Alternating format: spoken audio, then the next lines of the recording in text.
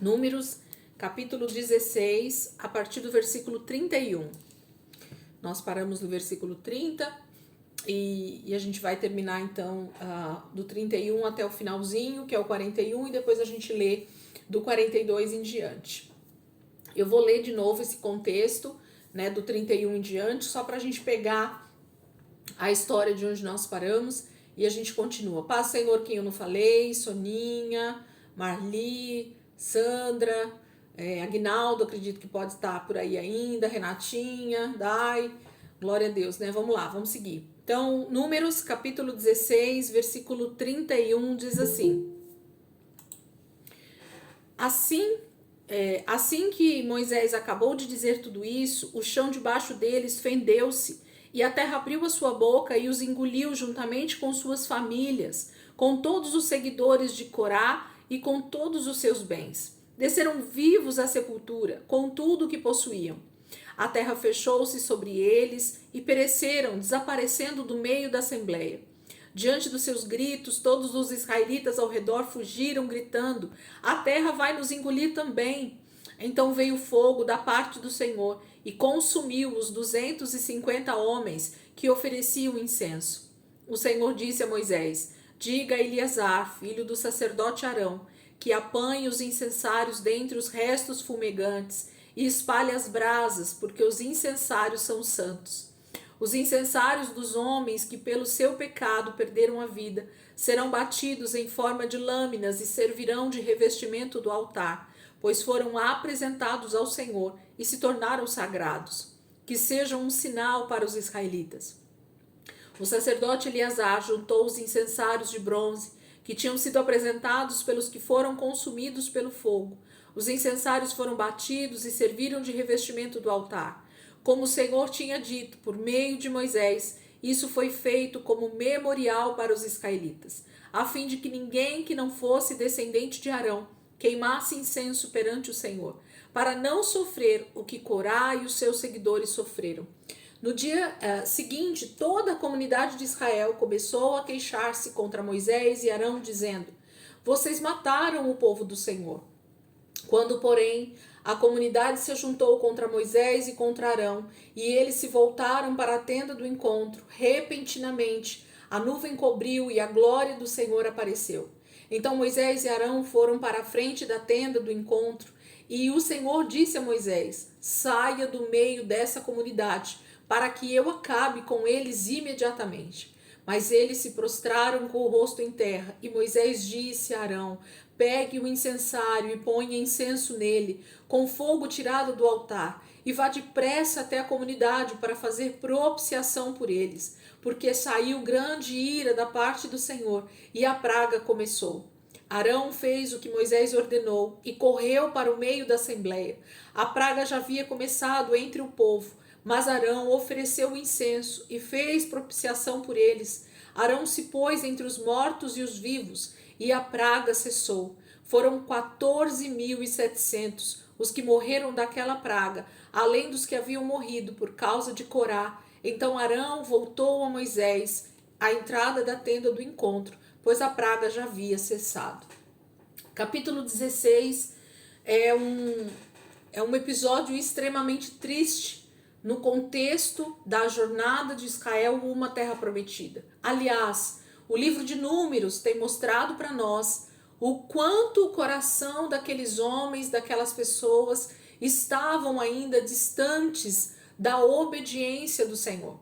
O livro de Números, gente, ele traz à tona toda a rebelião, toda a rebeldia, toda a desobediência, toda a dureza de coração. É isso que esse livro mostra para mim, para vocês, mostrou para Israel e mostra para nós até hoje, né, uma realidade cruel, né, difícil de se ver. Por quê? Porque o nosso coração, ele é extremamente duro diante do Senhor. A palavra do Senhor, ela está ali diante de nós. A palavra do Senhor está o tempo inteiro nos alertando sobre o nosso pecado, sobre a nossa maldade, sobre o que nós devemos fazer e o que nós não devemos fazer, sobre aquilo que traz bênção para nós e aquilo que traz maldição para nós. A palavra de Deus, ela tá clara, ela tá cristalina para nós. Deus não escondeu nada de nós que fizesse com que de alguma maneira a gente pudesse sofrer as consequências do nosso pecado.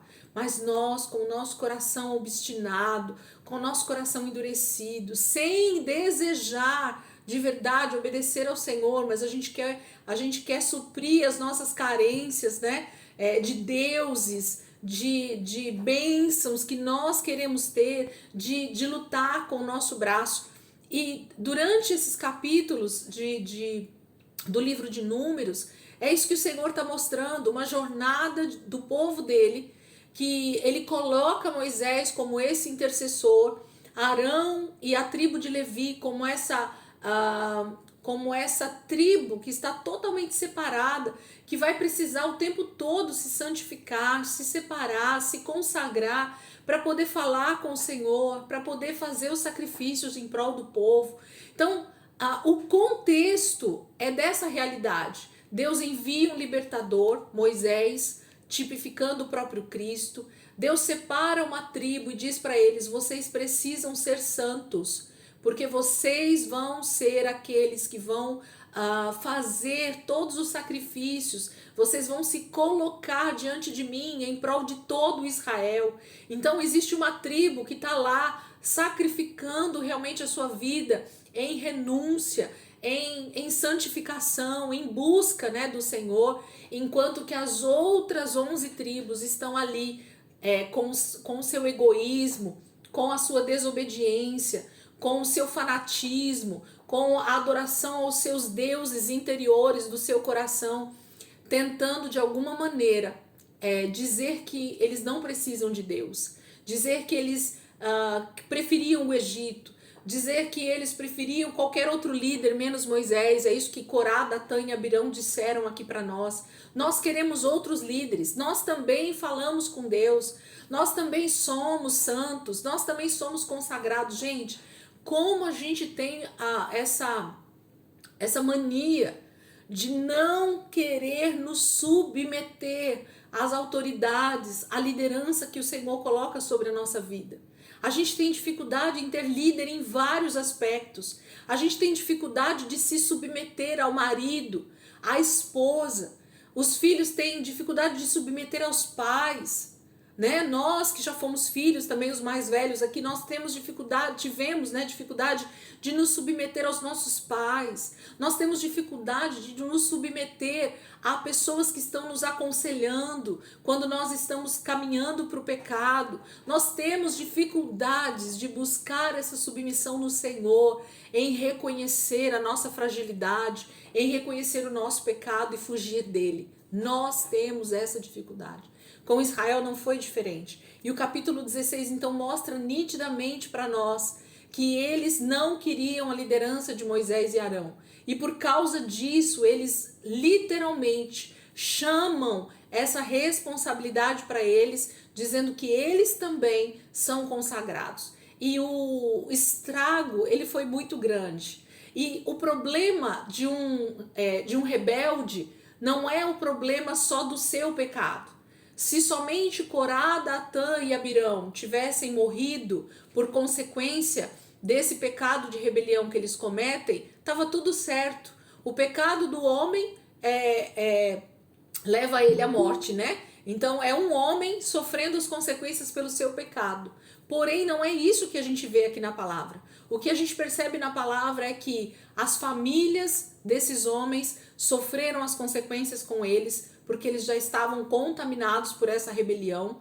Então o Senhor pede realmente que todos se afastem da tenda, né, da casa desses homens, e engole literalmente vivos essas pessoas. Gente, a gente tem mania, e eu falo por mim também às vezes, de ler um texto como esse e achar que isso é uma alegoria, de que isso é só uma maneira de Deus falar, de que, será que aconteceu bem assim? Talvez não foi bem isso, foi a maneira que o escritor achou para colocar aqui o que aconteceu. Sabe assim, a gente tem mania de achar que Apocalipse é uma alegoria, não é bem assim que vai acontecer. Então, quando a gente vê um tipo de passagem como essa, aonde a ira de Deus veio, aonde o juízo de Deus foi feito sobre a terra, a gente tem a mania de achar que não é bem assim.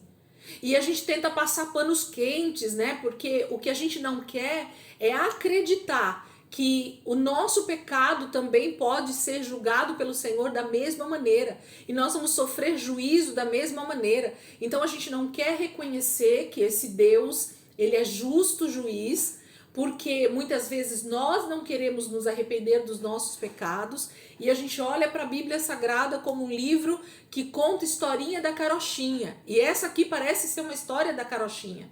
E essa história aqui parece que é uma história que foi o jeito do autor escrever. Não foi bem isso que aconteceu, não, amados. Foi exatamente isso que aconteceu. O Senhor trouxe juízo sobre a vida desses homens, porque eles literalmente se rebelaram contra o Senhor e contra a autoridade de homens que o Senhor havia separado para liderar o seu povo, para conduzir o seu povo, para falar, para ser o intermediário entre o seu povo. Eles literalmente se rebelaram contra eles e a terra abriu. O poder, a soberania de Deus sobre toda a terra, gente, é algo grandioso. Nós não temos nem ideia da grandiosidade desse poder, dessa soberania de Deus. A terra se fendeu, a terra se abriu e esses homens foram consumidos vivos. Eles desceram vivos para o Sheol, a palavra vai falar, para o mundo dos mortos. Eles não tiveram nem o tempo de gritar por socorro e eles já tinham sido engolidos pela terra. Nós acreditamos, eu acredito pelo menos, de que muito disso tem a ver com essa maneira de Deus trazer exemplos muito práticos para nós do que vai ser realmente essa volta de Jesus e do que vai ser esse período de juízo sobre toda a terra. Nós já vimos o dilúvio e ele não foi também um acontecimento alegórico, é comprovado já com muitas evidências históricas de que o dilúvio aconteceu. E Deus não trouxe uma chuvinha básica sobre a terra, não. Deus cobriu todos os montes, morreram todas as pessoas que estavam ali. Então, o juízo de Deus é algo extremamente grandioso, mas a graça que Deus tem derramado sobre toda a terra também é muito grande. Então, Deus tenta alcançar de todas as maneiras o ser humano pecador que está ali obstinado. Deus está falando com o seu povo, Moisés está intercedendo o tempo inteiro por eles, mas eles não desistem de se rebelar e de buscar os seus próprios anseios, os seus próprios desejos. É isso que tá. Esse é o retrato, esse é o quadro do que a gente está vendo. E então o Senhor dá uma ordem, né, para Moisés no versículo 36, dizendo para Eleazar, o filho de Arão, recolher todos os incensários, os 250 incensários que estavam nas mãos desses 250 homens que morreram fulminados pelo fogo de Deus. Os olhos de Deus são como chamas de fogo. E a gente também acha que isso tem a ver simplesmente com uma maneira da Bíblia nos dizer como Deus é. Não, a ira de Deus, quando ela vem sobre a terra, ela consome. Uma maneira, né, acho que semana passada eu falei, talvez se eu não falei eu falo aqui novamente, uma maneira da gente entender como essa santidade de Deus é imaginar o sol no seu esplendor, né? Os cientistas dizem que é impossível chegar perto do sol, por causa justamente do calor, da radiação, do excesso de luz, né, de tudo que irradia do sol. A palavra de Deus em Apocalipse vai dizer que quando Jesus voltar e o reino de Deus for estabelecido, a terra não vai mais precisar do sol, porque o Senhor vai ser o sol, vai ser a luz, né, que vai iluminar. Então imagina o nível de santidade e de luz que irradia de Deus e dessa maneira, né, de Deus ser tão soberano, tão poderoso. Então, por isso que a ira de Deus, ela vem sobre o ser humano e ela vai matar mesmo. E ela vai fulminar, ela vai consumir, porque quando Deus vem com a sua ira sobre a humanidade, é impossível que o pecado condiz, né, com a glória que há em Deus, essa santidade que há em Deus. Então, é impossível que esses homens não fossem consumidos. Deus enviou fogo do céu e os consumiu instantaneamente. Viraram cinzas no chão por causa dos seus pecados. Mas os incensários, essas peças de bronze que serviam para colocar incenso, para ir diante do Senhor, essas peças, como elas haviam sido apresentadas ali por cada um desses levitas, por cada um desses homens, essas peças elas estavam consagradas. E a partir desse momento, então, elas não poderiam ser usadas para outra coisa a não ser no próprio tabernáculo. Então o Senhor diz assim, como são muitos incensários, e nós nem precisamos disso tudo ali, né? Porque não precisaria desse tanto de incensários para estar ali no tabernáculo. Vamos fazer um sinal, um memorial com esses incensários, para que ele sirva de exemplo, para que ele sirva de sinal para eles. Então Eleazar deveria pegar todos esses 250 incensários, bater, né, amassá-los e fazer deles como se fossem placas, revestimento, né, do altar de sacrifício.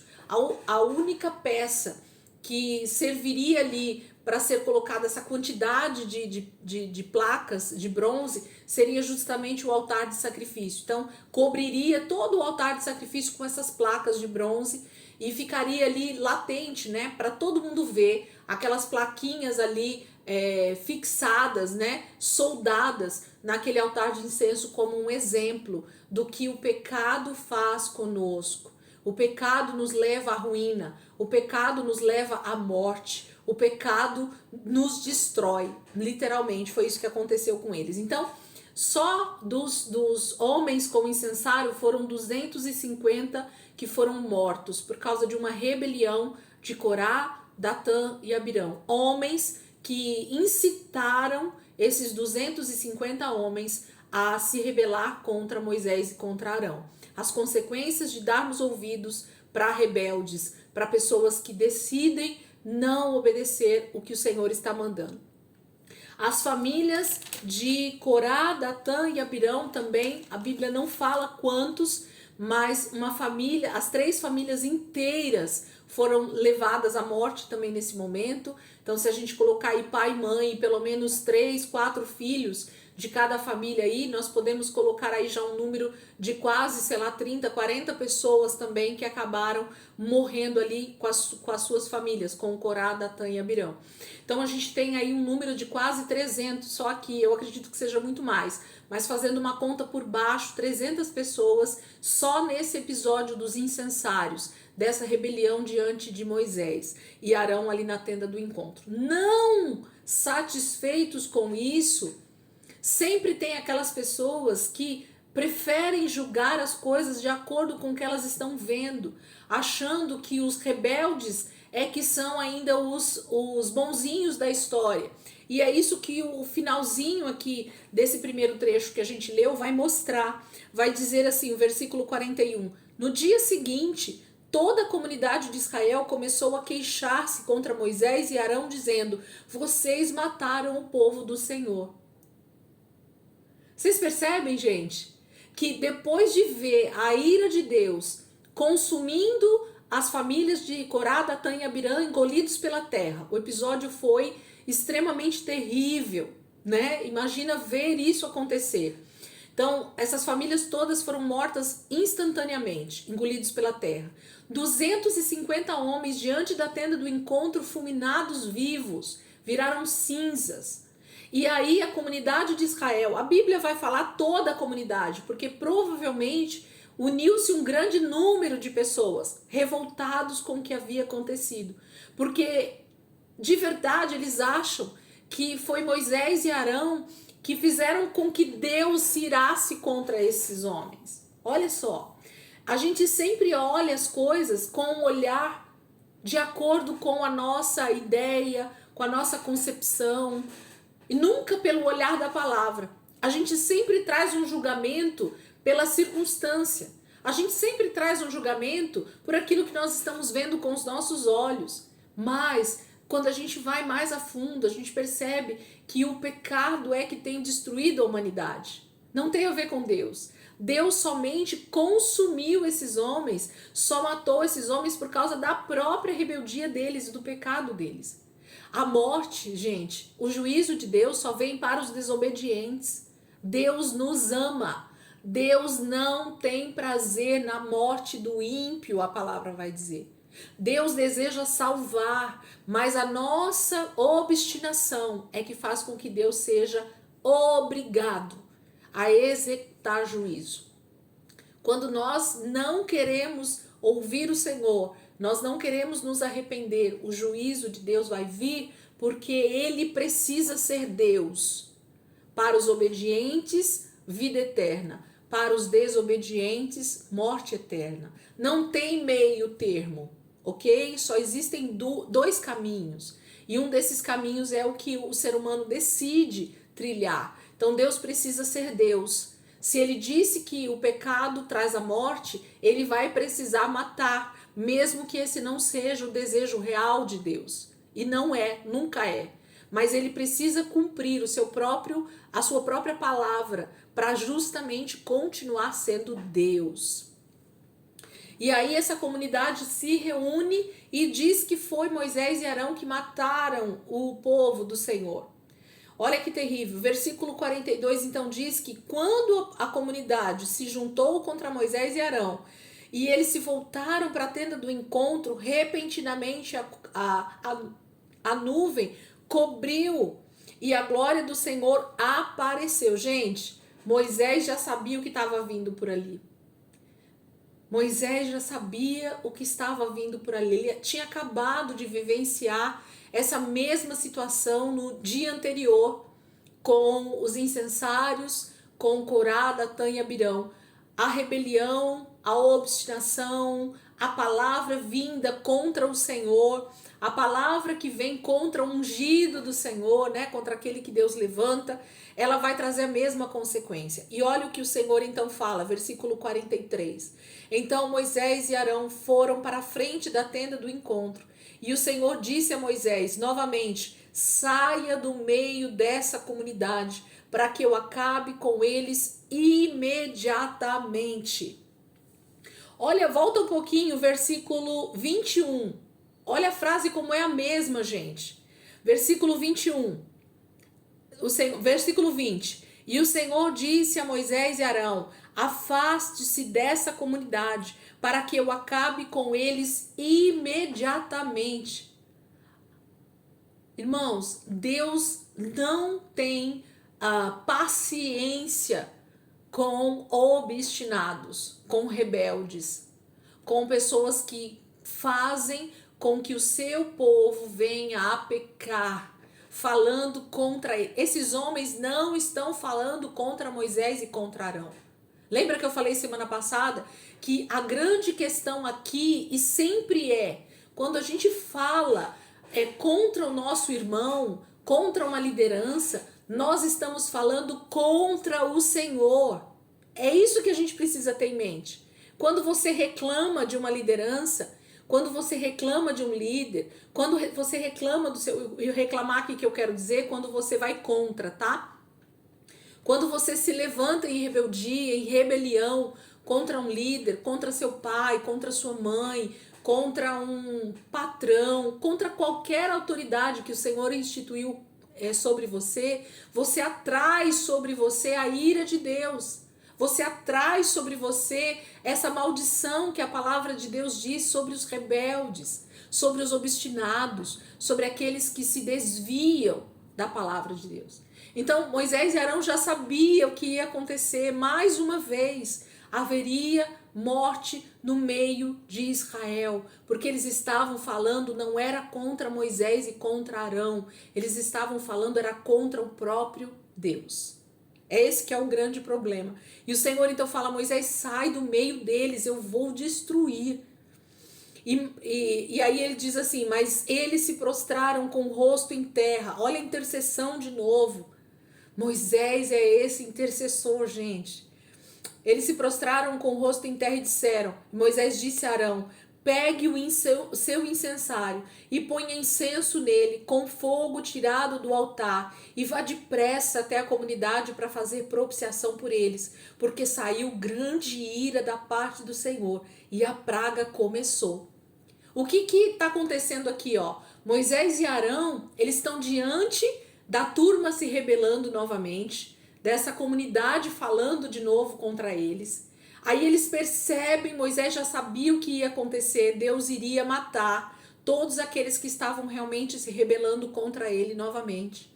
E então Moisés tem uma atitude de intercessor, ele corre para frente da tenda do encontro, para frente do tabernáculo, se prostra com o rosto em terra para ser esse intercessor, esse mediador entre Deus e os homens, esse que advoga a nossa causa, e nós sabemos quem é esse que faz isso hoje. Jesus é o nosso advogado diante de Deus.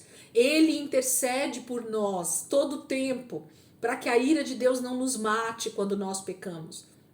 E ele diz, Pai, eles vão se converter. Esse é o papel do Senhor Jesus diante do Pai até que ele venha. Ele vai sempre interceder por nós e Moisés sempre vai se colocar como esse intercessor. E ele falarão, pega um incensário, o seu incensário, você é o sacerdote que o Senhor levantou. Há uma unção de intercessão sobre você também diante do povo. Pega o teu incensário, coloca incenso, que era aquele incenso que era próprio para orar pelo povo, que Arão usaria sempre que ele fosse interceder pelo povo. A receita a gente já viu lá em Êxodo, do incenso. Coloca incenso nesse incensário e pega a brasa do altar.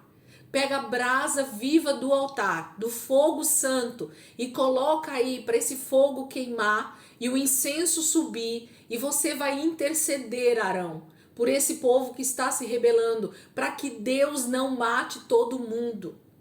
É isso que ele está fazendo. Ele vai colocar, vamos pegar o texto de novo, 46. E Moisés disse a Arão, pegue o seu incensário e ponha incenso nele, com fogo tirado do altar, e vá depressa até a comunidade para fazer propiciação por eles. Vai interceder, Moisés, ou Arão, vai orar a Deus, vai pedir perdão por essas pessoas, vai se colocar no lugar desses pecadores, vai diante de Deus e ora como sacerdote diante de Deus, intercede para que a ira de Deus não mate todos nós.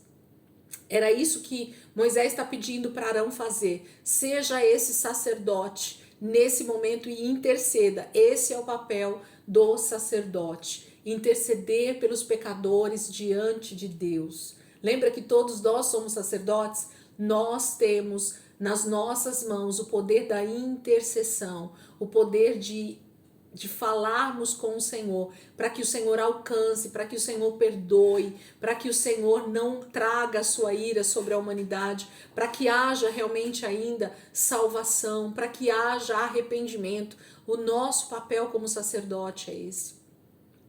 E aí ele diz assim, ó, para que você faça, né, para fazer propiciação por eles, porque saiu grande ira da parte do Senhor e a praga começou. Gente, quando Deus percebe não, quando Deus libera a praga sobre todo Israel novamente, por causa dessa nova rebelião, Deus provavelmente ia matar toda a comunidade de Israel com essa praga que ele liberou. Qual praga foi, Elisângela? Não sei.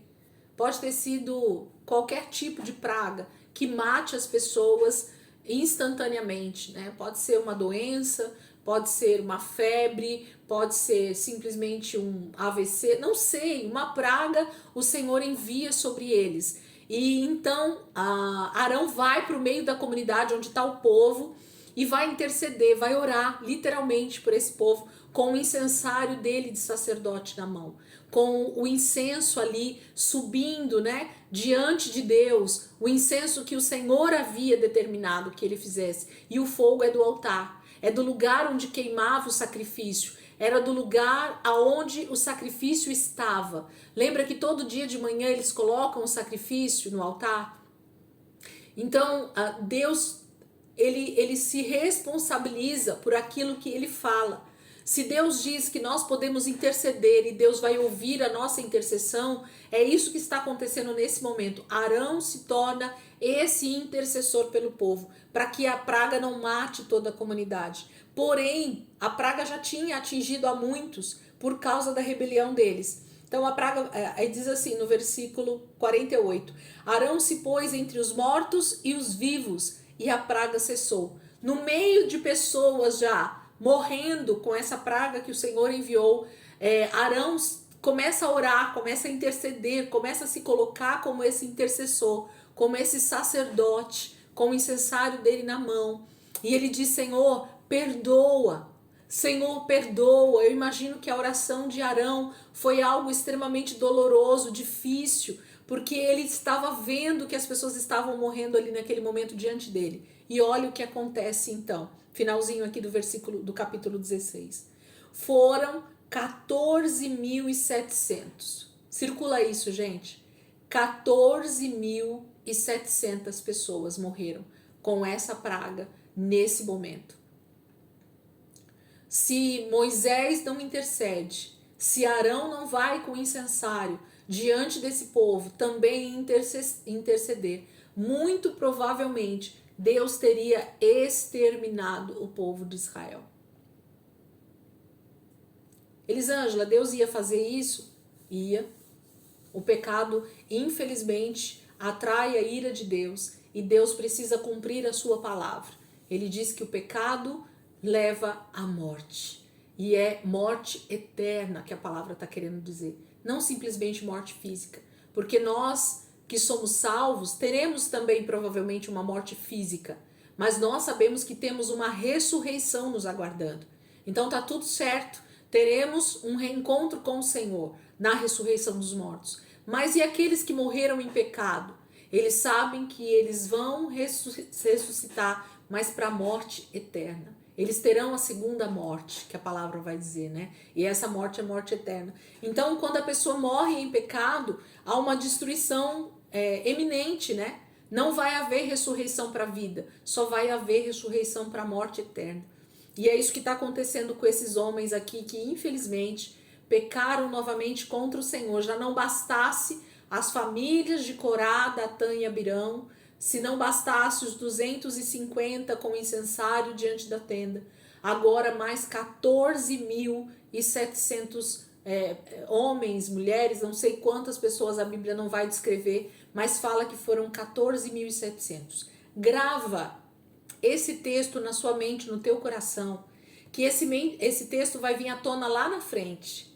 Esse texto, inclusive, ele é citado no Novo Testamento, se não me engano, em Apocalipse, falando sobre essa morte, sobre essa rebelião que matou 14.700. Vai falar sobre essa rebelião contra o ungido de Deus, contra a liderança do Senhor, contra a liderança daquele que Deus havia separado para conduzir o seu povo até a terra prometida.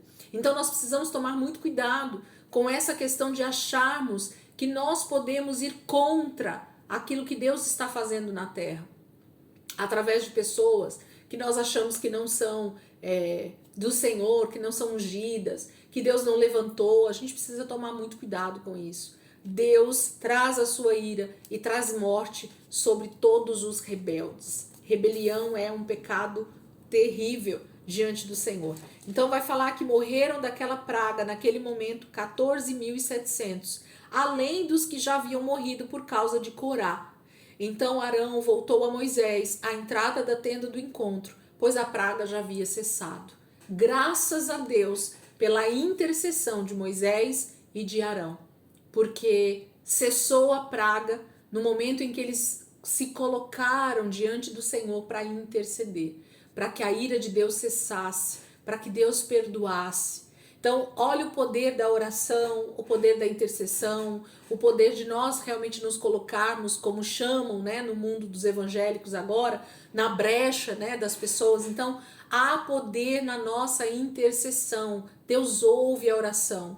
Deus pode sim intervir na vida de pessoas, porque nós intercedemos por elas. Mas e se ela morrer, Elisângela? Porque infelizmente não está nas nossas mãos o domínio de vida e morte, está nas mãos do Senhor. Mas nós podemos nos colocar como intercessores e que a graça e a misericórdia do Senhor alcance e não permita, né, que a pessoa morra no seu pecado, para que não houvesse morte eterna, tá? Vamos seguir? Capítulo 17, tudo bem por aqui? Tudo certo? O coração de Israel está sendo colocado para fora, né? Os anseios, os pecados, né, desse povo está sendo colocado para fora, através de cada atitude deles. Capítulo 17, é um capítulo bem pequenininho, vamos ler ele inteiro e a gente já começa a falar sobre ele. Capítulo 17 diz assim: E o Senhor disse a Moisés: Peça aos israelitas que tragam 12 varas, uma de cada líder das tribos. Escreva o nome de cada líder em sua vara. Na vara de Levi, escreva o nome de Arão, pois é preciso que haja uma vara para cada chefe das tribos. Deposite-as na tenda do encontro, em frente da arca das tábuas da aliança, onde eu me encontro com vocês. A vara daquele que eu escolher florescerá, e eu me livrarei dessa constante queixa dos israelitas contra vocês. Assim, Moisés falou aos israelitas, e seus líderes deram-lhe 12 varas, uma de cada líder das tribos, e a vara de Arão estava entre elas. Moisés depositou as varas perante o Senhor na tenda que guarda as tábuas da aliança. No dia seguinte, Moisés entrou na tenda e viu que a vara de Arão, que representava a tribo de Levi, tinha brotado, produzindo botões e flores, além de amêndoas maduras. Então Moisés retirou todas as varas da presença do Senhor e as levou a todos os israelitas. E eles viram as varas, e cada líder pegou a sua. E o Senhor disse a Moisés: Ponha de volta a vara de Arão em frente da arca das tábuas da aliança, para ser guardada como uma advertência para os rebeldes. Isso porá fim à queixa deles contra mim, para que não morram. Moisés fez conforme o Senhor lhe havia ordenado. E os israelitas disseram a Moisés: Nós morreremos, estamos perdidos, estamos todos perdidos. Todo aquele que se aproximar do santuário do Senhor morrerá. Será que todos nós vamos morrer? Capítulo 17, então, Deus traz mais uma vez. Lembra que nós falamos semana passada sobre a forma de Deus lidar com o seu povo, conosco também hoje em dia, através de coisas que nós podemos ver, de sinais, de roupas, de acessórios, de tudo que Deus faz no meio do ser humano. Ele geralmente faz com que a gente tenha objetos que, ao olharmos para eles, nós possamos então compreender o que Deus está tentando falar conosco. E mais uma vez, o Senhor tem que, além da sua palavra, gente, é assim, ó, o que Deus queria é que a gente obedecesse simplesmente por aquilo que Ele fala. Então, essa seria a glória do Senhor, né? Que a gente obedecesse a Deus simplesmente pela sua palavra. Porque Deus falou, a gente ouve, guarda no coração e obedece. Essa é a vontade do Senhor, que fosse simplesmente por aquilo que Ele fala. Mas geralmente isso não é suficiente. Por quê? Porque a gente ouve alguma coisa hoje, a gente até medita sobre aquilo naquele momento, mas passa alguns dias, aquilo é esquecido, sim ou não? Se a gente perguntar sobre o nosso estudo lá de Gênesis, o que a gente falou, vocês vão lembrar do que nós falamos em Gênesis? Muitas coisas do que a gente falou já passaram, né? Já não se fazem mais lembrança. O que a gente precisa fazer sempre? Retornar a leitura, retornar aos estudos. Soninha fez escatologia 1 ou 2 vezes, Soninha? Soninha falou: Eli, eu preciso estudar escatologia. Quantas? Fiz uma com você, fiz uma sozinha. Então, por quê? Porque, na verdade, a nossa mente, ela precisa ser lembrada sempre a respeito da palavra de Deus, a respeito daquilo que Deus está falando. Só que quando a gente vê símbolos, quando a gente vê objetos, a gente não precisa mais olhar para a palavra o tempo todo. Aqueles objetos fazem a gente lembrar do Senhor, da palavra. Então Deus fez a roupa do sacerdote com os seus sinais, com os seus atributos ali, né, para que servia. Algo que eu falei com vocês que eu acho muito, muito importante na roupa do sacerdote era a plaquinha. O que estava escrito na plaquinha no turbante do sacerdote? Alguém lembra? O que estava escrito naquela plaquinha de ouro que ia na cabeça do sacerdote? Alguém lembra? Não? A plaquinha estava escrito assim: santidade ao Senhor. Era isso que estava escrito. Eu não lembro em hebraico como que fala, mas era o que estava escrito traduzindo: santidade ao Senhor. Então, todas as vezes que alguém chegava diante do sacerdote, que olhava aquela plaquinha, o que a pessoa já tinha que pensar, gente? Santidade ao Senhor. Deus estava pedindo constantemente, todas as vezes que alguém se aproximava do sacerdote, que olhava para a testa dele e aquela plaquinha estava ali reluzente de ouro, estava escrito santidade ao Senhor. Por quê? Olha só o que Deus faz para que isso seja entendido por nós. Por que uma pessoa tinha que ir diante do sacerdote?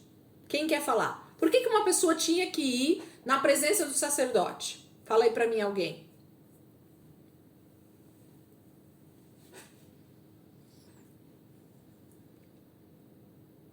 Por que é? Alguém quer falar? O sacerdote que falava com Deus. Sim, mas por que alguém tinha que ir lá ver o sacerdote? Tinha que ir diante dele. O que aquela pessoa estava indo ali fazer? E ser purificado? Também, que mais? Mas eu quero algo específico. Porque o sacerdote que falava qual o tipo de sacrifício que ele tinha que fazer por conta daquele pecado. Por causa do pecado. Então, alguém só tinha que ir diante do sacerdote se ele tivesse cometido algum pecado. Percebem? Então, quando a pessoa chegava com a sua oferta, com o seu sacrifício, diante do sacerdote, o que ele batia o olho e já via? A plaquinha. Santidade ao Senhor. Então era como se Deus estivesse dizendo assim: meu irmão, você não precisa vir até mim.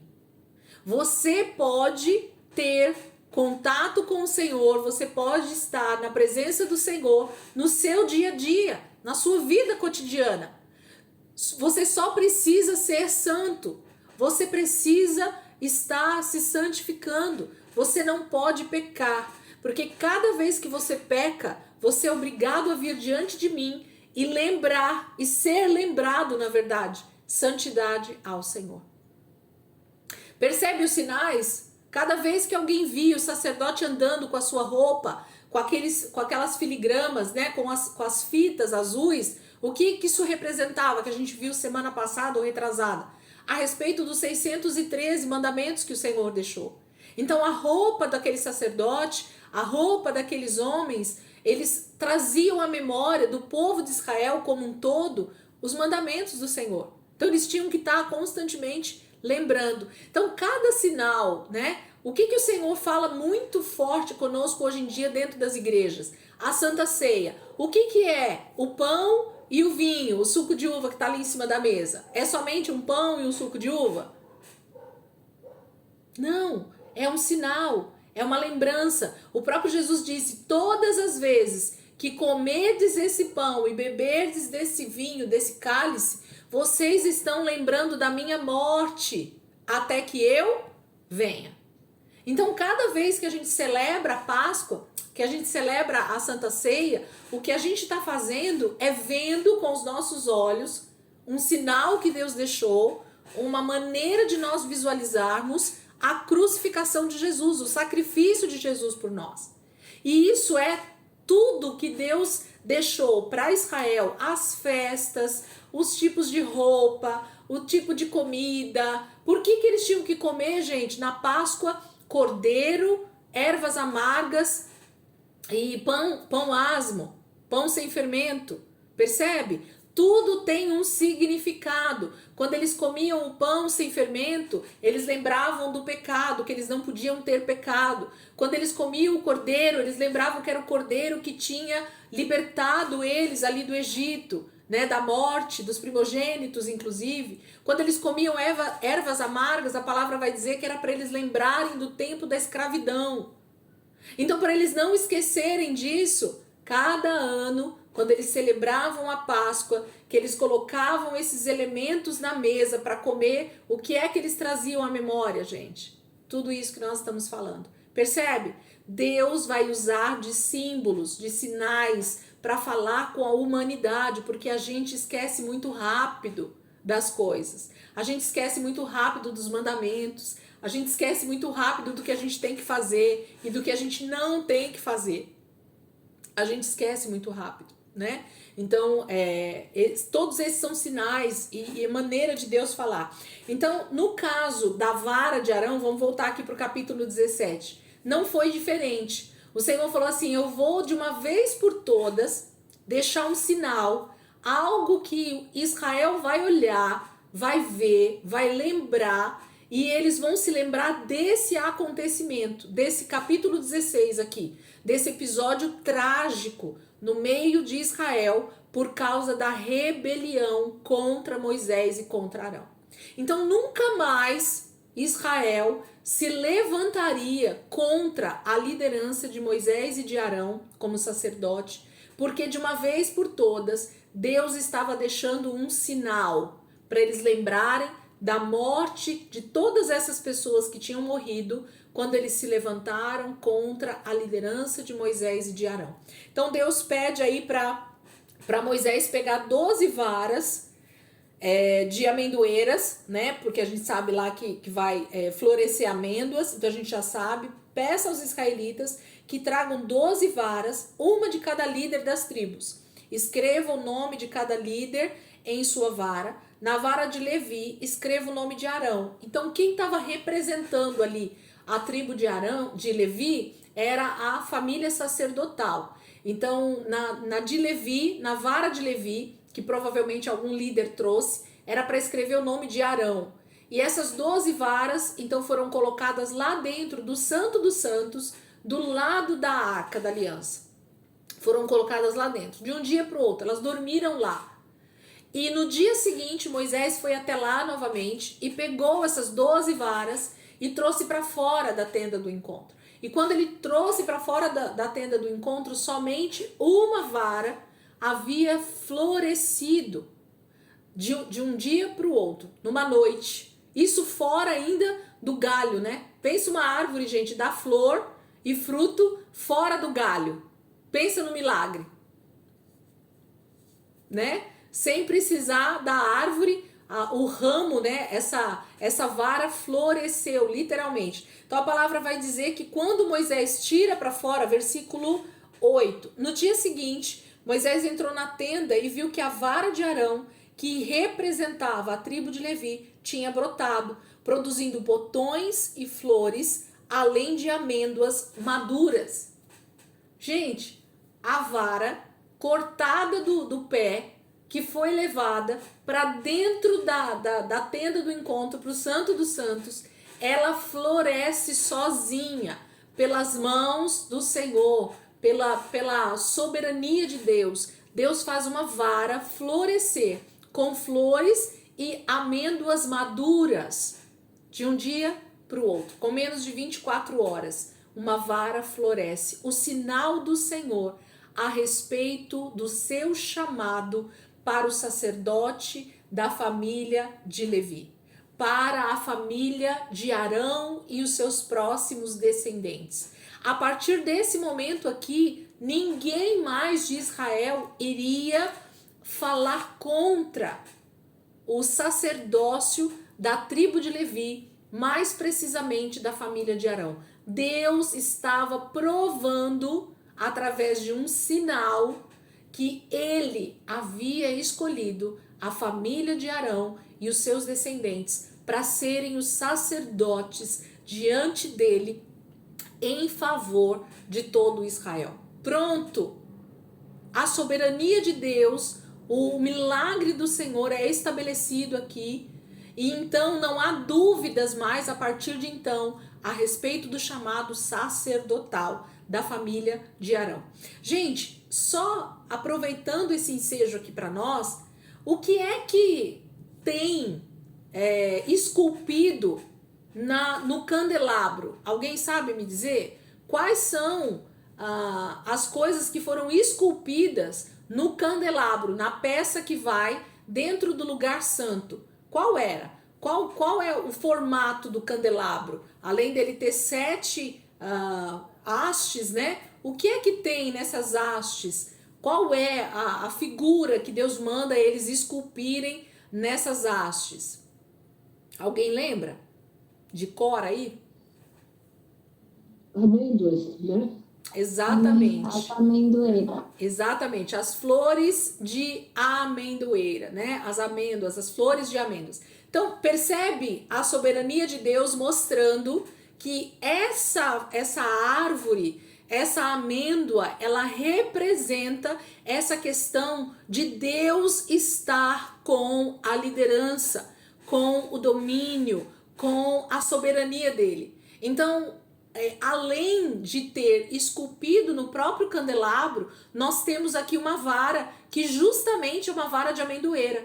E se vocês lembrarem de uma outra passagem, o que é que é Ezequiel, gente? Agora, ou Jeremias, quem é que vê? O que você está vendo, profeta? E ele diz assim, eu estou vendo uma árvore, uma amendoeira, não é isso? Quem lembra dessa palavra que o profeta fala, né? Depois é Jeremias? Eu não lembrava o profeta, eu sempre erro os endereços, vocês sabem disso. Ah, você tá no livro de Jeremias, isso mesmo, Dai. Depois coloca lá no grupo pro pessoal essa mensagem. O que Deus mostra para Jeremias é justamente, eu vou fechar já, Dai, é justamente que ele está no controle, na soberania e na liderança do seu povo Israel. Então, todas as vezes que a amendoeira aparece na Bíblia, está falando sobre essa soberania, sobre esse cuidado de Deus com o seu povo, sobre a liderança dele com o seu povo. É disso que Deus está falando. Então, isso é maravilhoso ver esses links que a palavra vai fazendo a respeito de uma mesma árvore, a respeito de um mesmo fruto, né? Depois podem pesquisar aí que vocês vão ver outras coisas dentro da Bíblia que fala sobre a amendoeira, sobre a flor de amêndoa e sobre a própria amêndoa. Vamos fechar, gente, que a gente volta rapidinho aqui já, tá? 11 pessoas.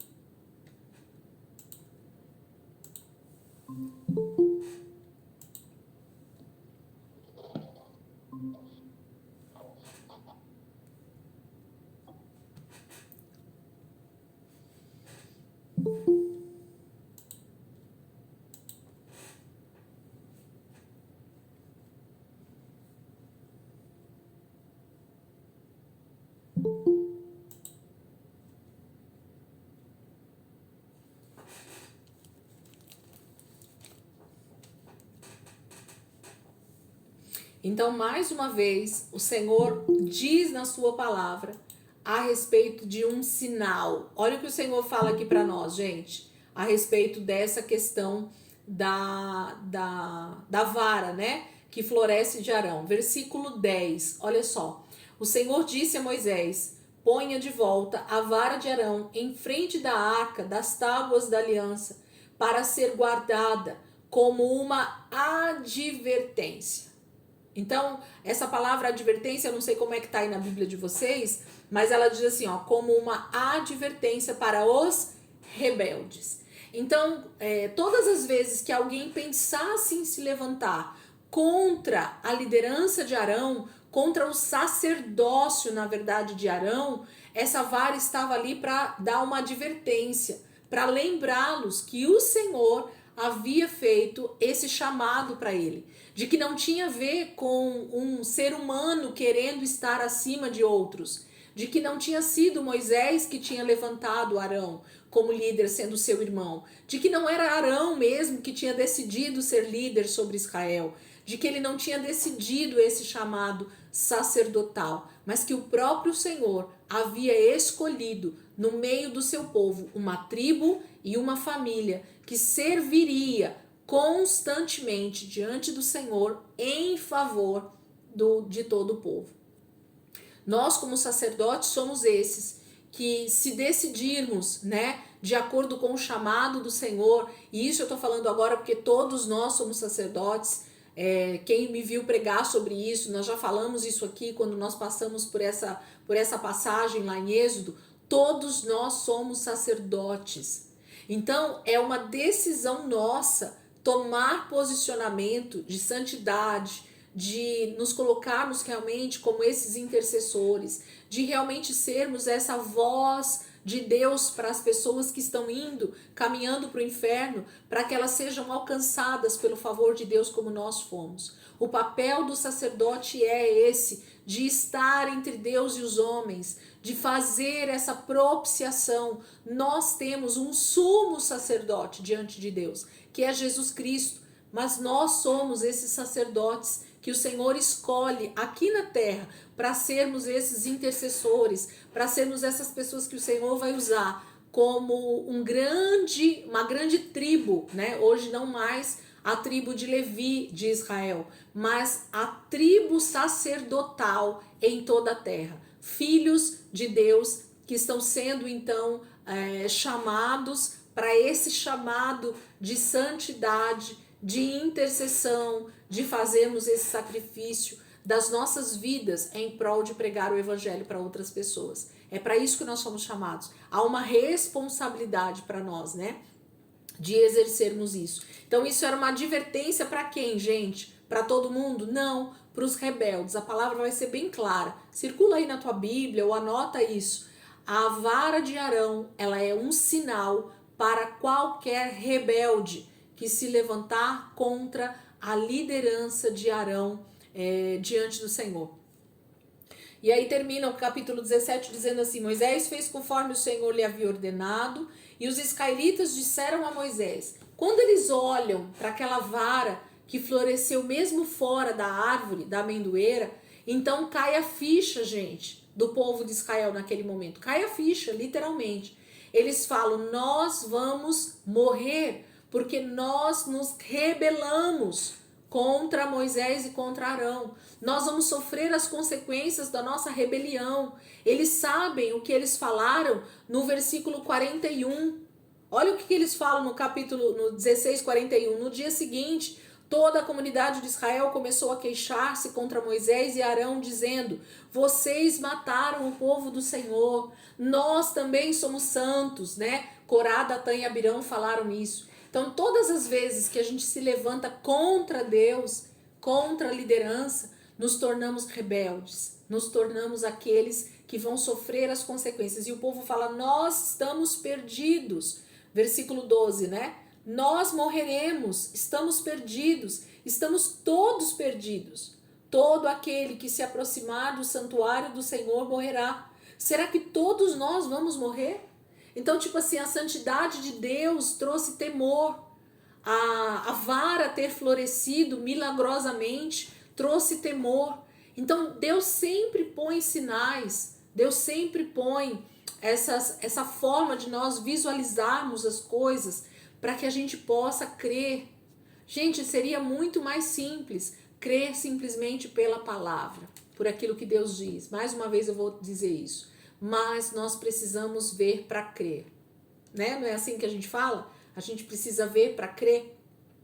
Então parece que a gente precisa ver os sinais que Deus vai fazendo para que a gente creia na sua palavra, para que a gente creia na soberania dele, para que a gente creia no chamado dele para uma pessoa, para a gente crer naquilo que Deus está fazendo. Nós sempre estamos querendo sinais, nós sempre estamos querendo coisas visíveis para crer no que Deus está fazendo. Não é diferente com Israel e não é diferente conosco hoje. Capítulo 18, vamos seguir? Vamos entrar aqui em algumas outros deveres, né, do sacerdote e dos levitas. Como a gente viu isso bastante lá no livro de Levítico, nós vamos dar uma lida, tá bom? E eu vou pegar alguns pontos aqui somente dessa leitura para a gente falar. Então vamos ler aqui o primeiro trecho do capítulo 18 e a gente vai parando e pegando só algumas nuances aí que talvez, né, sejam importantes a gente entender um pouquinho mais. Capítulo 18, segue aí comigo, gente. 18 de Números. O Senhor disse a Arão: você, os seus filhos... Peraí, deixa eu só olhar uma coisa aqui. Você, os seus filhos... e a família de seu pai serão responsáveis pelas ofensas contra o santuário. Você e seus filhos serão responsáveis pelas ofensas cometidas no exercício do sacerdócio. Traga também os seus irmãos levitas, que pertencem à tribo de seus antepassados, para se unirem a você e o ajudarem quando você e seus filhos ministrarem perante a tenda que guarda as tábuas da aliança. Eles ficarão a seu serviço e cuidarão também do serviço da tenda, mas não poderão aproximar-se dos utensílios do santuário ou do altar. Se o fizerem, morrerão, tanto eles como vocês. Eles se unirão a vocês e terão a responsabilidade de cuidar da tenda do encontro, realizando todos os trabalhos necessários. Ninguém mais poderá aproximar-se de vocês. Vocês terão a responsabilidade de cuidar do santuário e do altar, para que não torne a cair a ira divina sobre os israelitas. Eu mesmo escolhi os seus irmãos, os levitas, dentre os israelitas como um presente para vocês, dedicados ao Senhor para fazerem o trabalho da tenda do encontro. Mas somente você e seus filhos poderão servir como sacerdotes em tudo o que se refere ao altar e ao que se encontra além do véu. Dou a vocês o serviço do sacerdócio como um presente. Qualquer pessoa não autorizada que se aproximar do santuário terá que ser executada. Então vamos parar aqui e a gente só vai refletir sobre duas coisas. Então Deus está falando, esse capítulo 18 e 19 é todo o Senhor, tá? Deus está falando o tempo todo aqui nesse capítulo. Então Deus está falando com Arão a respeito do presente que eles receberam. Na Bíblia de vocês tem alguma outra versão que essa palavra muda aí no versículo 8, versículo 7? 7. Mas somente você e seus filhos poderão servir como sacerdotes em tudo o que se refere ao altar e ao que se encontra além do véu. Dou a vocês o serviço do sacerdócio como um presente. Tem alguma tradução aí muito diferente? Uma palavra diferente ou importante aí que a gente possa entender um pouquinho mais do que Deus está falando aqui? Não? Tá todo mundo com um presente aí na Bíblia? Não, dádiva ministerial. Dádiva, uma dádiva que Deus está dando, né? Muito bom. Mais alguém?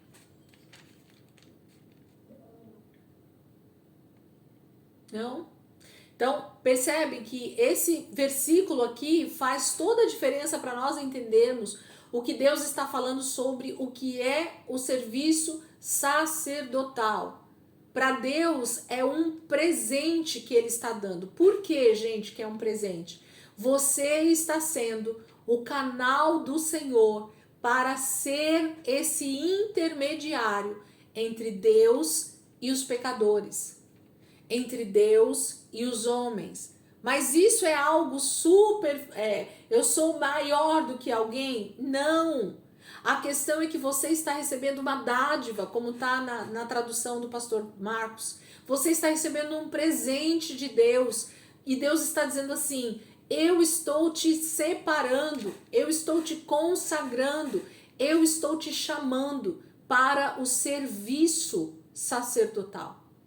Você vai trabalhar. A palavra é essa, gente. Eles teriam que trabalhar incessantemente, em turnos, porque o trabalho era intenso, para suprir toda a necessidade de sacrifícios que deveriam ser feitos diante do Senhor em prol de todo Israel.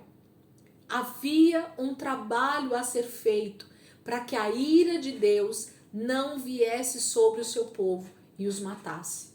Então, cada vez que alguém pecava no meio de Israel, havia alguém que estava ali disponível, santo, diante do Senhor, que poderia interceder, que poderia sacrificar para que a ira do Senhor não viesse e não matasse aquela pessoa. Eu e você somos aqueles que livramos as pessoas da morte. Eu e você e toda a tribo de Levi e a família sacerdotal de Arão somos as pessoas que livramos as pessoas da morte. Percebem? Quão importante é o serviço sacerdotal, o quão importante é ser sacerdote diante de Deus. Outra coisa importante que a gente vê aqui nesse texto, nesse início do capítulo 18, é que eles iam ficar somente, versículo 3, eles ficarão a seu serviço e cuidarão também do serviço da tenda, mas não poderão aproximar-se dos utensílios do santuário ou do altar. Se o fizerem, morrerão, tanto eles como vocês. Isso está falando dos levitas, tá? Do restante da tribo de Levi. Deus está falando primeiro aqui com Arão e os seus filhos. Então, toda a família sacerdotal, que era a família de Arão e dos seus filhos e dos seus descendentes, teriam a responsabilidade do serviço sacerdotal.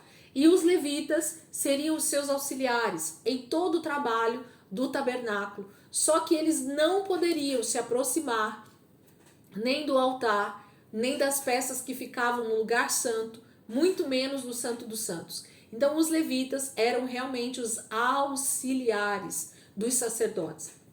O trabalho sacerdotal é que era realmente a parte mais importante e a parte mais difícil, porque Arão e os seus filhos deveriam estar constantemente em santidade, porque eles poderiam estar sacrificando ou fazendo algo diante do Senhor que traria morte para eles.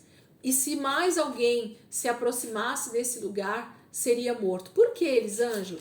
Porque infelizmente o povo decidiu não se consagrar, decidiu não se santificar. Se alguém estivesse realmente em processo de santificação, se alguém fosse santo, não haveria problema nenhum em se aproximar do tabernáculo.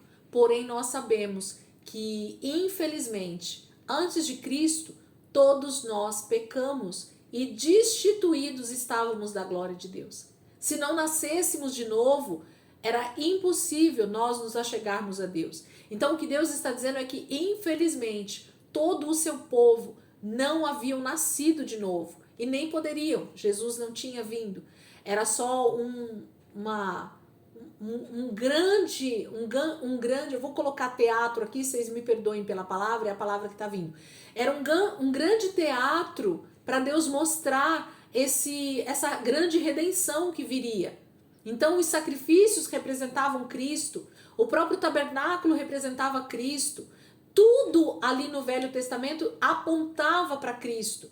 Então, eles não poderiam se aproximar, porque sem santificação é impossível que a gente se chegue a Deus. Deus havia separado uma tribo e mais especificamente uma família, derramando óleo sobre eles. E esse óleo era o que capacitava, era o que dava habilitação para que eles sacrificassem, para que eles estivessem na presença de Deus e não morressem.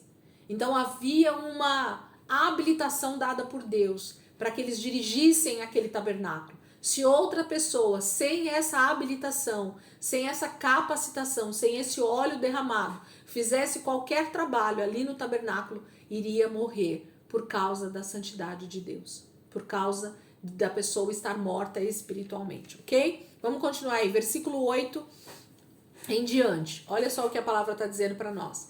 Então o Senhor disse a Arão: eu mesmo o tornei responsável pelas contribuições trazidas a mim Todas as ofertas sagradas que os israelitas me derem, eu as dou como porção a você e aos seus filhos. Das ofertas santíssimas, vocês terão a parte que é poupada do fogo. Dentre todas as dádivas que me trouxerem como ofertas santíssimas, seja oferta de cereal, seja pelo pecado, seja de reparação, tal parte pertence a você e aos seus filhos. Comam-na como algo santíssimo. Todos os do sexo masculino a comerão. Considerem-na santa. Também dou a você e a seus filhos e filhas, por decreto perpétuo, as contribuições que cabem a vocês de todas as ofertas dos israelitas e que devem ser ritualmente movidas. Todos os da sua família que estiverem cerimonialmente puros poderão comê-las. Dou a você o melhor azeite e o melhor vinho novo e o melhor trigo que eles apresentarem ao Senhor como primeiros frutos da colheita. Todos os primeiros frutos da terra que trouxerem ao Senhor serão seus. Todos os da sua família que estiverem cerimonialmente puros poderão comê-los. Tudo que em Israel for consagrado a Deus pertence a você. O primeiro nascido de todo ventre, oferecido ao Senhor, seja homem, seja animal, será seu. Mas você deverá resgatar todo filho mais velho, como também toda a primeira cria de animais impuros. Quando tiverem 1 mês de idade, você deverá resgatá-los pelo preço de resgate, estabelecido em 60 gramas de prata, com base no peso padrão do santuário, que são 12 gramas. Não resgate, porém, a primeira cria de uma vaca, nem uma ovelha, nem uma cabra. Derrame o sangue deles sobre o altar e queime a sua gordura como oferta preparada no fogo, de aroma agradável ao Senhor. A carne desses animais pertence a você, como também o peito da oferta movido e a coxa direita. Tudo aquilo que for separado dentre todas as dádivas sagradas que os israelitas apresentarem ao Senhor, eu dou a você e aos seus filhos e filhas como decreto perpétuo. É uma aliança de sal perpétua perante o Senhor, para você e para os seus descendentes. Disse ainda o Senhor a Arão: você não terá herança na terra deles, nem terá porção entre eles. Eu sou a sua porção e a sua herança entre os israelitas. Dou aos levitas todos os dízimos em Israel, como retribuição pelo trabalho que fazem ao servirem na tenda do encontro. De agora em diante, os israelitas não poderão aproximar-se da tenda do encontro. Caso contrário, sofrerão as consequências do seu pecado e morrerão. É dever dos levitas fazer o trabalho na tenda do encontro e assumir a responsabilidade pelas ofensas contra ela.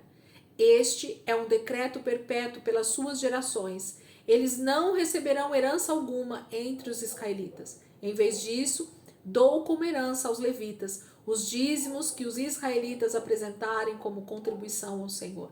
É por isso que eu disse que eles não teriam herança alguma entre os israelitas. E o Senhor disse depois a Moisés: diga o seguinte aos levitas: quando receberem dos israelitas o dízimo que dou a vocês como herança, vocês deverão apresentar 1/10 daquele dízimo como contribuição pertencente ao Senhor.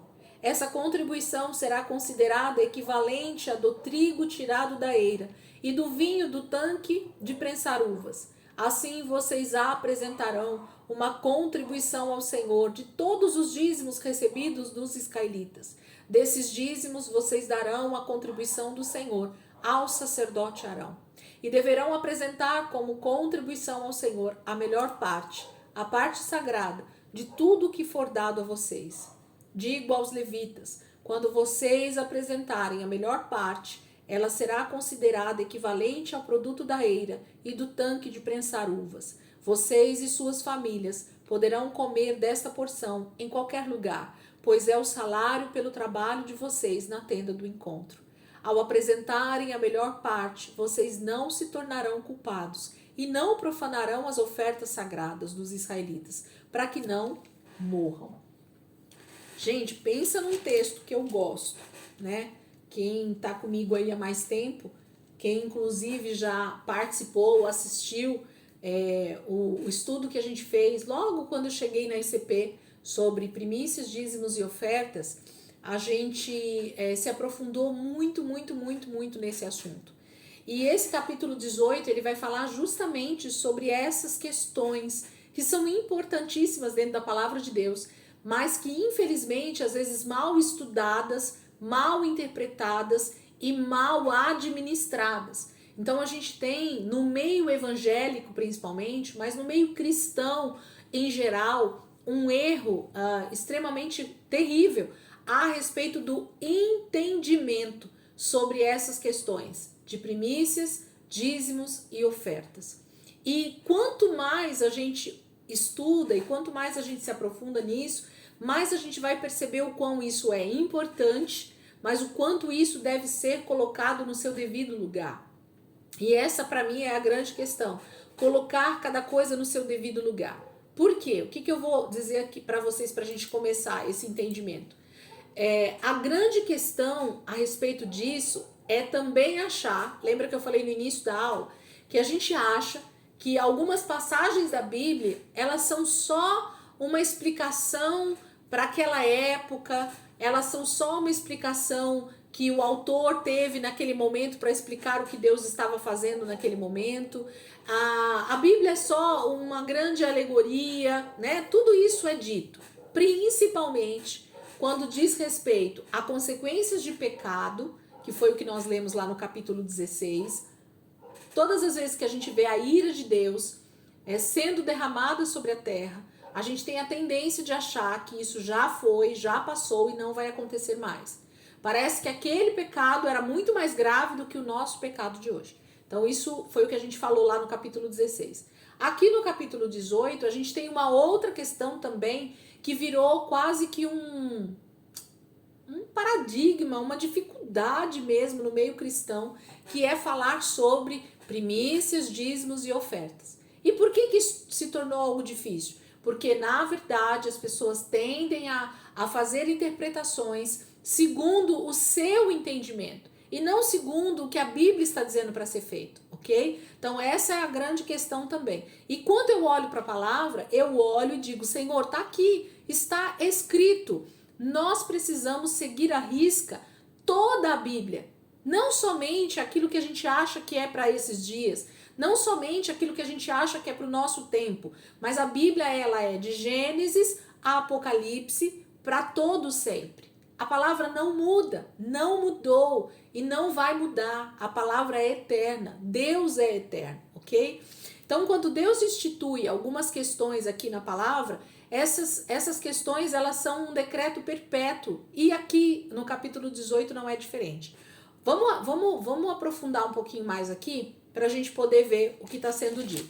Então, a partir do versículo 8, que a gente acabou de ler, a Bíblia vai falar sobre duas questões bem importantes. A primeira é sobre primícias. Então, aqui está um texto que é base para nós entendermos o que significa a palavra oferta de primícias dentro da Bíblia, ok? Então, eu não vou me estender muito na explicação, porque está lá no estudo. Se você quiser realmente se aprofundar muito sobre isso, eu te aconselho a ir lá no canal e ver, né, as 11 aulas que estão lá gravadas a respeito desse assunto, tá? Então tá lá o estudo completíssimo a respeito desse assunto. Então nós vamos olhar para o que está escrito aqui no texto e eu só vou falar o que está escrito no texto e a gente pode, então, quem quiser se aprofundar mais e deve se aprofundar mais, pode ir lá no estudo depois.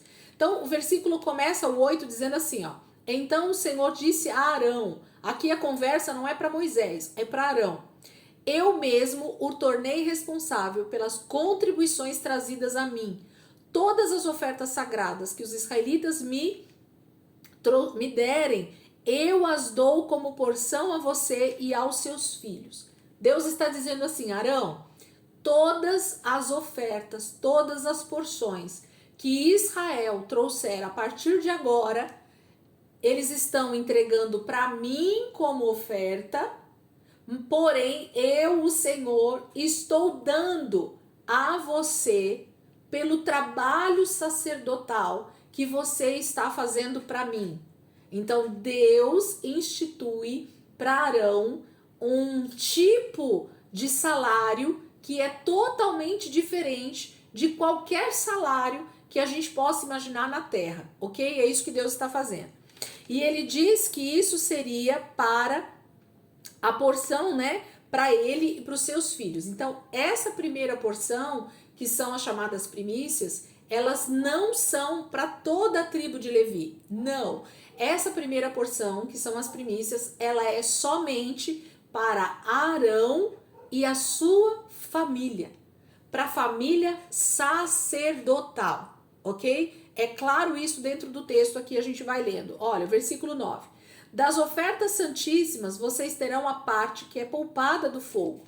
Então, o que é essas ofertas santíssimas? Aí a gente precisava voltar, e eu não vou voltar, se você depois quiser olhar um pouquinho mais, nós falamos sobre isso, sobre todas essas ofertas, lá em Levítico 1, 2 e 3, ok? Todos os tipos de ofertas que Israel levaria no altar do Senhor, elas tinham o que era para ser queimado no fogo, elas tinham o que era a porção de Arão, elas tinham o que podia ser comido entre todo mundo, ela tinha a porção que ele deveria jogar fora, queimar inteira. Então, as ofertas lá de Levítico 1, 2 e 3, elas falam especificamente o que representava cada parte da oferta e para que aquilo serviria e o que deveria ser feito com aquilo. Vale a pena dar uma aprofundada nisso para vocês relembrarem. Lembra que Deus vai deixando sinais para a gente poder lembrar da palavra? Então as ofertas eram uma representação disso. Mas ele diz então no versículo 9 que das ofertas santíssimas vocês terão a parte que é poupada do fogo. Então aquilo que não fosse queimado para o Senhor como aroma agradável era uma dádiva, dentre todas as dádivas que me trouxerem como ofertas santíssimas, seja oferta de cereal, seja pelo pecado que seriam animais, seja de reparação, tal parte pertence a você e aos seus filhos. Pertence a quem, gente? Então, essas ofertas que seriam trazidas para o Senhor no altar seriam para Arão e os seus filhos. Então, não é para os levitas, é para Arão e seus filhos. Versículo 10. Comam-na como algo santíssimo, algo consagrado.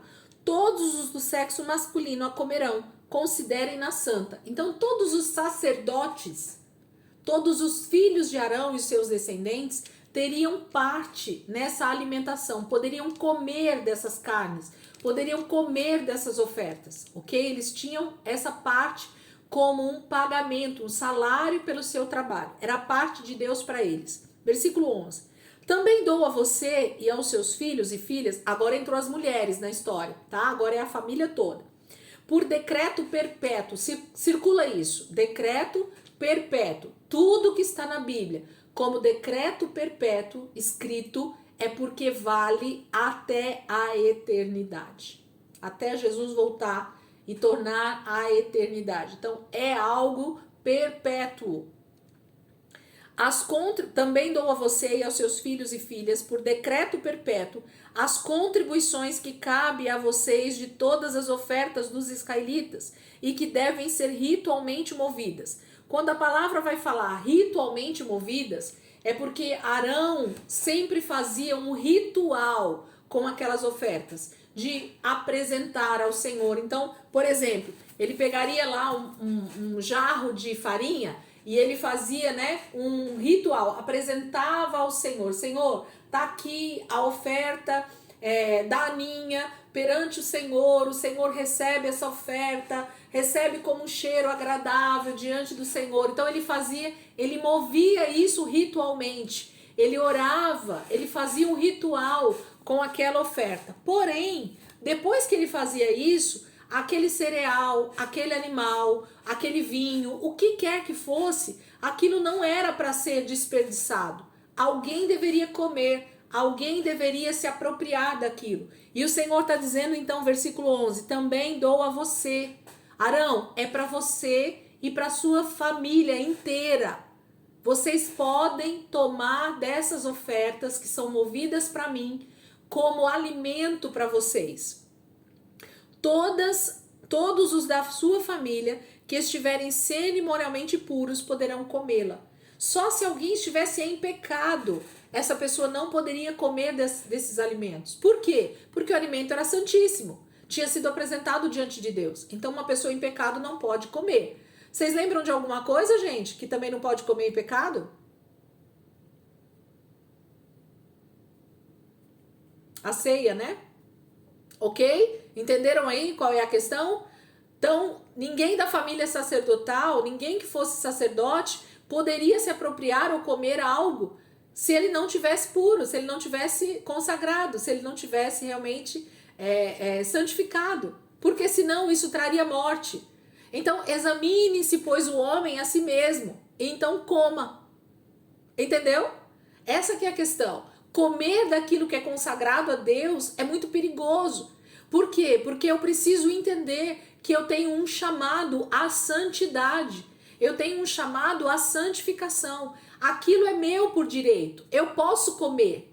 Eu tenho direito da mesa. Eu tenho direito do corpo. Eu tenho direito do cordeiro. Eu tenho direito do sangue. Eu tenho direito do suco da uva.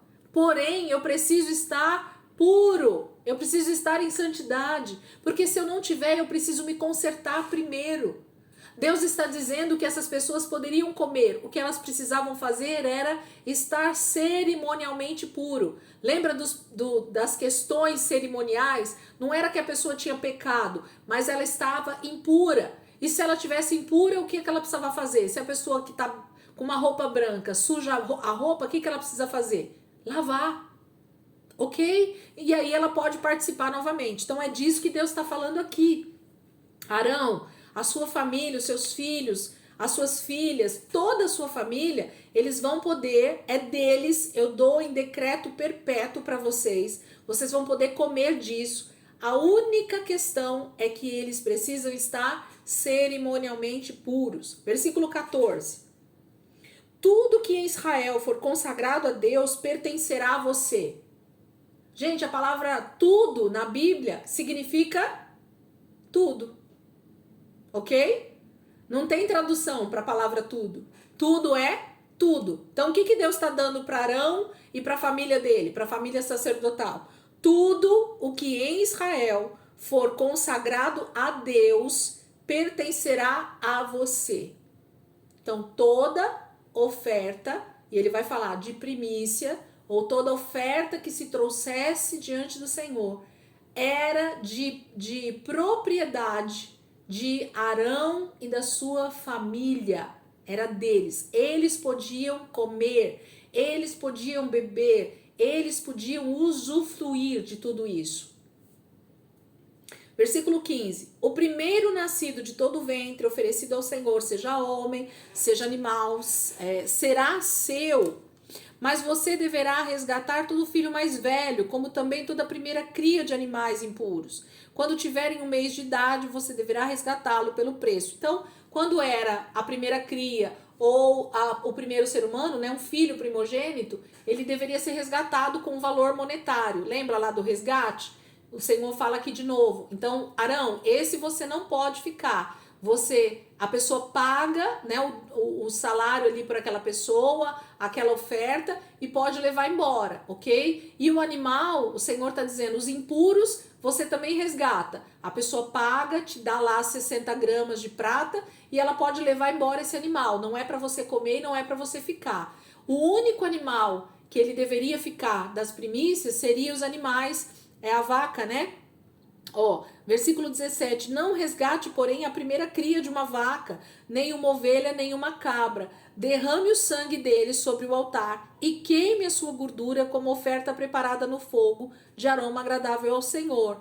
A carne, então, o que era para preparar no fogo era somente a gordura e derramar o sangue. Olha o que é para fazer com a carne dessa oferta de primícia.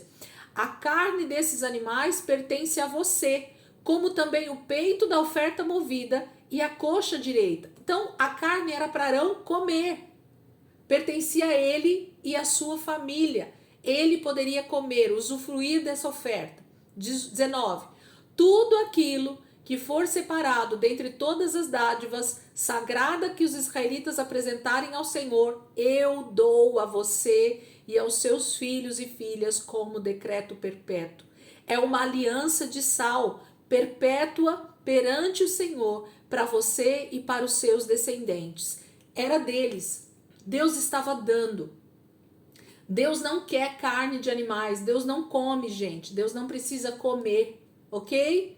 Quem precisa comer são seres humanos, quem precisa sobreviver nessa terra com alimentos, com suprimentos diários, somos nós, seres humanos. Então Deus está dando um presente para Arão e seus filhos, para essa família sacerdotal. Como é que eles iam sobreviver durante toda a sua vida? Dessa forma. 20. Disse ainda o Senhor a Arão. Deixa eu ver a hora aqui. Já acabou a aula. Eu vou parar aqui, gente. Nós vamos voltar sobre as primícias. A gente volta no versículo 20. Já passei da hora aqui. Eu vou me animando, aí eu vou seguindo. Então nós vamos voltar daqui. Nós vamos terminar de falar sobre as primícias que são dadas a Arão e nós vamos entrar nas ofertas, aos dízimos, na verdade, que são consagrados para os levitas. A gente vai entender isso. Se alguém tiver curiosidade e quiser ir lá para o estudo, eu aconselho, porque a gente não vai aprofundar isso aqui. Aprofundar, que eu quero dizer, é realmente ver tudo sobre esse assunto, tá? Então a gente vai se ater ao texto somente. Então, se vocês tiverem curiosidade, vão lá, que vocês vão entender ainda mais sobre isso, tá bom? Vamos orar? Oremos ao Senhor. Amém? Ô Rose, ora por nós aqui, por favor, amada. Pode? Dá aí? Tem esse ambiente aí? Dá para orar? Dá.